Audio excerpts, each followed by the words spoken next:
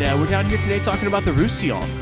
Essentially, we're kind of discussing the diversity from history and soil, grape varieties, regions, and ultimately sort of the revolution in winemaking that's happening there. We've talked a little bit about some of the styles from the dry wines to the vin de naturals. So discussing kind of table wines from white to red to rosé. When we spread the sort of word about the Roussillon and what's happening and how these wines work at our table, how we can sell them, and how they work in our businesses.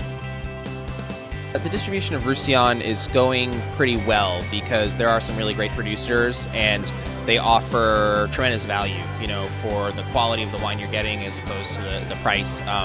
It's an area that hasn't been fully sort of explored and exploited in the market, so there are a lot of great producers that offer really good value, and the market's responding really well to that. I think in our particular portfolio, we have a pretty good representation of the area. But the wines are fantastic, and there's always more room for some of the vin de naturals and maybe some different iterations of the bagnole or reef salt or those type of wines.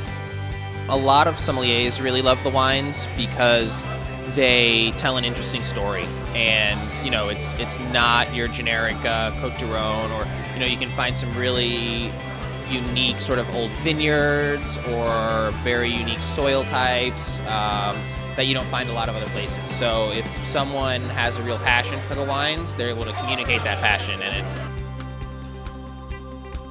The sweet wines, I think they go very well. I mean, obviously a traditional pairing would be to have something like rich toffee, caramel, chocolate, but with the short rib that was paired with the wine, it was actually a very nice complement. The savory did very well with the root celery puree, and it kind of enhanced the slight sweetness in the red wine essence in the sauce.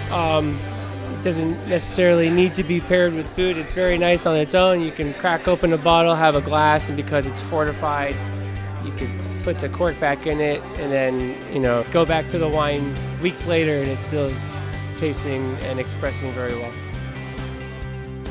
Really fantastic that we've had the opportunity to show 40 or industry members across all levels, from distributors to on and off premise, some of the joys and some of the showing up in the Roussillon. It was fantastic to see people coming up and actually asking for refills on equally every wine that we poured across the board. And there was a diversity of style, from some more traditional to some more modern winemaking, whites to reds, and the vin de naturals.